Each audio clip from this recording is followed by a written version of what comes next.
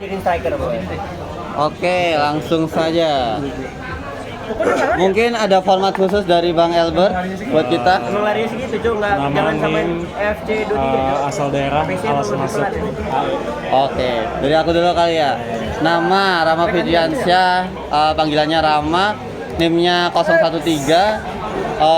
Alasan masuk AE karena tertarik di bidang ilmunya. Dah, dari Sam. Oke, kenalin, nama aku Samuel Davala Situmorang, biasa dipanggil Samuel atau Sam. Asal aku dari Tanjung Pinang, Kepulauan Riau. Jauh. Terus ya? Baru magang dari Batam. Oh, di Lion itu ya? Oh iya. Oh, dari Batam. Iya. Terus apa lagi? Alasan masuk AE? Aku karena suka pesawat sama suka matematika. Oke. Adil. Nggak salah masuk aja. Perkenalkan, aku Adil Pratama, panggilan Adil Artemis 050, asal daerah dari Kalimantan Tengah, terus Kabupaten Kapuas. Oh, Kapuas.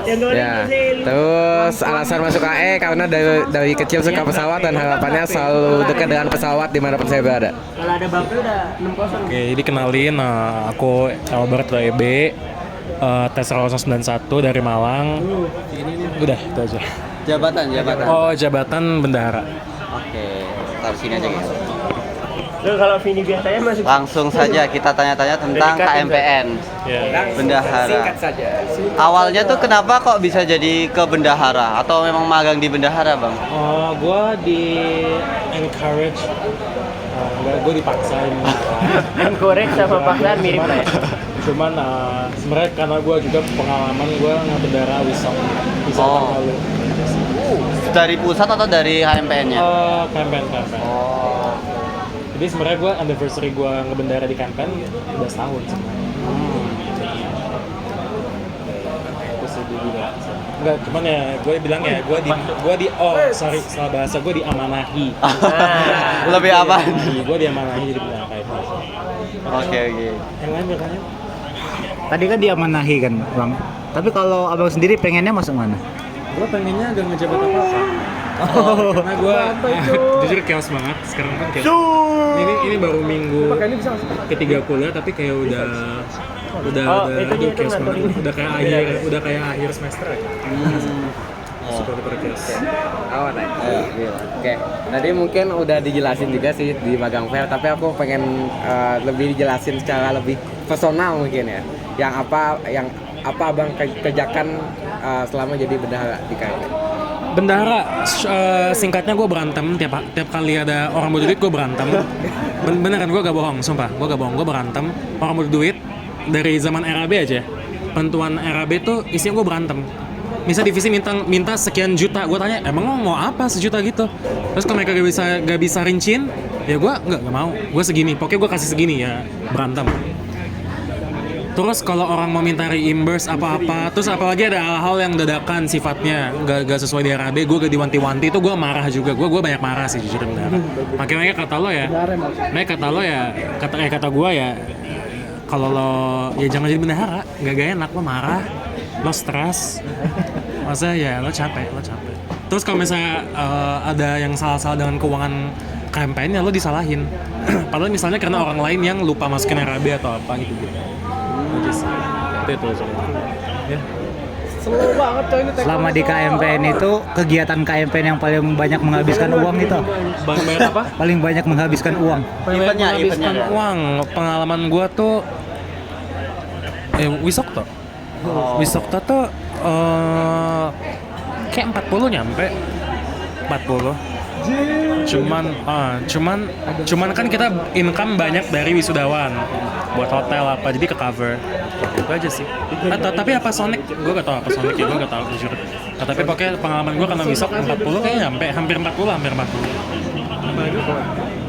Enggak, tapi ya kan uangnya cash flow itu kita benar-benar atur cash flow kan, bukannya kita ngeluarin 40 juta sekaligus, nah kita gak punya duitnya, makanya nah itulah bendara. Lo gimana caranya lo itu seni mengatur cash flow, gue sebenarnya gitu. Perputaran uangnya ya? Ya, perputaran uangnya gimana caranya biar ada uang kita pegang.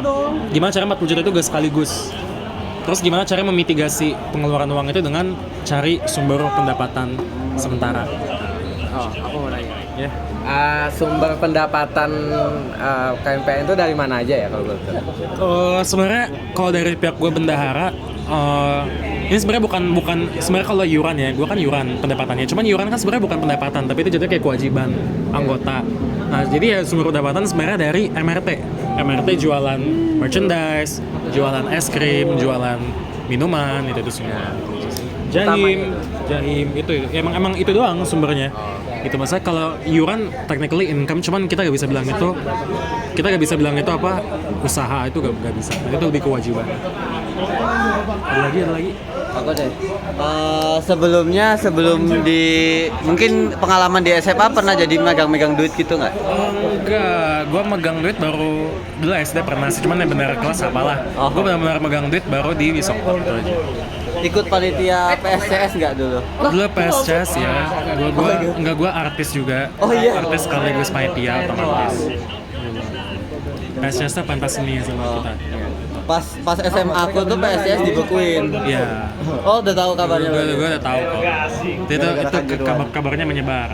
Dulu kan karena kerusuhan Kanjuruhan, Polda Malang nggak berani ya. bukan apa sih Polda Malang sudah kita Polda Malang tuh Parno sama segala kerumunan. Sama keramaian Ya keraman. Pas waktu itu aku jadi itunya sponsornya kan. Nah, untung belum MOU-an semua.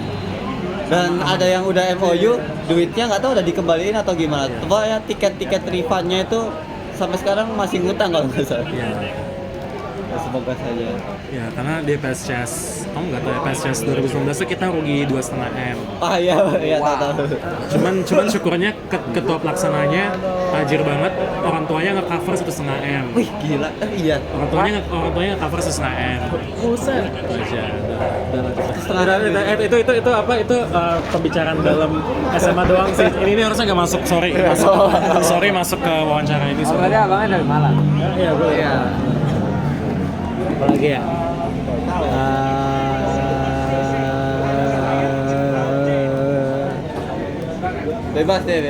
Bebas. Orang paling lucu, paling random, paling gak jelas di KMPN. Gampang banget jawabnya. Ketua MSDM Cesar Randy. itu. Ya kan Randy. Mana Randy? Oh, gak ada. Enggak. Oh iya itu Randy. Tiap kali dia ngomong, gue ngerti dia ngomong apa. Gue gak ngerti arahnya kemana, tapi ya dia lucu, kocak anaknya. Ya gitu, gue aja gak tau apa aja yang gue omongin ke dia. Misalnya kayak kita baru aja ngomong, gue gak ngerti kalau tanya lo tadi ngomong apa sama Randy, gak tau, gak jelas gue. Gue tuh gak pernah bisa menarik intisari dari hasil pembicaraan dia sama itu. Tapi dia MSDM, maksudnya kan tadi kan gue gak tau, tadi kan gue bilang kan kayak MSDM jangan ada Randy. Sebenarnya enak Randy, cuma saya enggak lucu aja gitu. Kayak gak jelas, gak tau lah, gue gak ngerti juga. Gimana ngomongnya ya udah. Ancelotti ngamuk anjing. Banyak pertanyaan. Aku deh, kan dari Semanti nih. Ngangkat alis. Itu 2 orang kan yang waktu itu yang masuk. Iya, aku sama Dimi SNM, aku SBM. Oh, kenapa milih ke FTMD? Ya karena dari SD aku pinginnya jadi teknik di Gantara. Oh dari SD. Dari SD. Enggak, gue setia sama mimpi gue sih kayak. Gue teknik di Gantara. Bagus. Oke udah. Kenapa kepikiran teknik di Gantara dari SD Bang? Ya dulu awalnya ini sebenarnya ada banyak di wawancara Sonic gue dulu, zaman gue Sonic. Dulu gue kan gue sering banget naik pesawat dari kecil. Terus gue liat kan kayak gue naik Sriwijaya kan makanannya dikasih kue kayak muffin sama air putih botol. Terus gue ke belakang liat pramugari, wih makannya cah kangkung nasi kotak itu kan gue, wah enak. Dulu kan gue gemuk banget, gue kayak gila makan banget kan. Wah enak banget nih kayaknya pramugara. Udah gue pilih pramugara. Terus ngomong sama kakek gue, kata kakek gue, mending jadi pilot aja sekaligus, gaji lebih gede. Udah gue mau jadi pilot. Tapi kan kacamata. Dulu lasik belum ada. Tapi abis itu ya gue karena suka matematika, suka fisika ya kan gue ya teknik lah. Ada satu orang kita yang Oke, gue dari SD teknik di Gantara ITB. Didir Amba. Didin Amiruddin. Didir Amba. Udah ada yang tanya lagi? Dia mau nanya lagi. Amba tuh. Udah jelas. Aku mau nanya nih. Kan dari kecil suka pesawat nih. Oke, ada 2 pertanyaan. Aircraft yang paling disuka sama airlines yang paling disuka? Aircraft yang paling gue suka ini berdasarkan pengalaman atau gimana?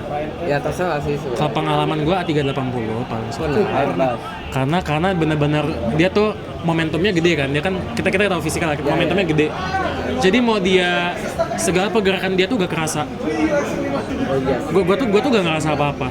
Mau dia pull up pun pas V1 take off dia pull up gini buat apa lepas landas, gue gak ngerasa apa-apa.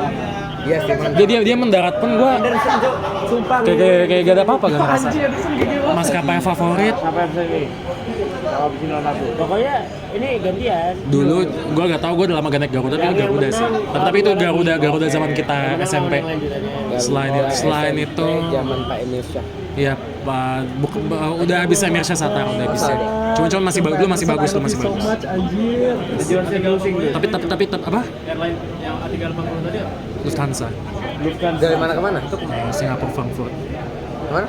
Singapura Frankfurt. Masa intinya itulah makanya gue kayak apa sih, realisasi momentum kayak wah semakin gede benda emang lo paling gak ngerasa apa-apa gitu. Udah. Inersia.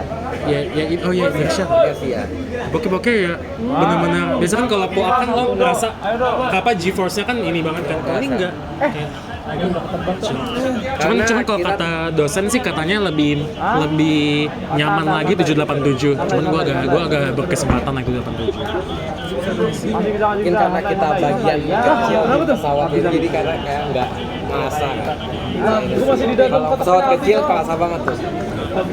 Nah, kalau kalian, gue mau naik lagi satu aja pertanyaan. Dosen paling berkesan buat kalian dan kenapa? Aku ya dari boleh deh. Pak Lavi. Betul. Pak Lavi. Sheki. Enggak. Pak Lavi itu kayak kalau kita ngajar kita tuh beneran kayak dari seluk-beluknya gitu, kecilnya gitu. Karena dulu pas aku SMA belajar di sekolah tuh nggak dapat apa-apa. Jadi aku belajarnya kayak dari YouTube. Apalagi sama kita. Ah iya. Sama kita, sama favorit tuh. Apalagi aku di Kalimantan, Pak. Nah, iya, apalagi Kalimantan. Jadi aku belajar kayak ya dari YouTube. Terus ada nama platform Ruang Guru.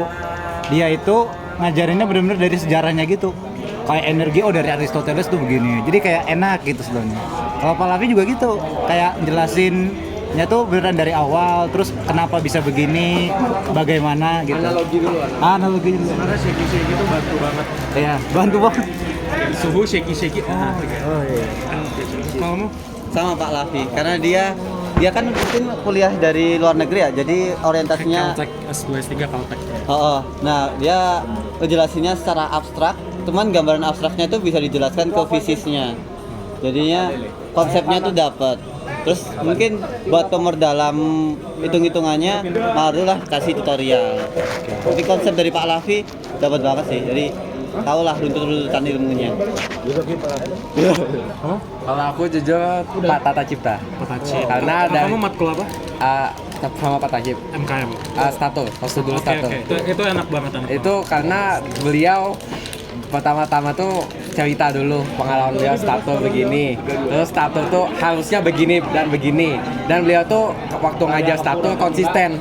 Apa yang harus dilakukan begini, kalau udah dapat ini harusnya begini. Jadi beliau tuh menjelaskan sesuatu secara berurutan, secara prosedur dan konsisten, selalu begitu.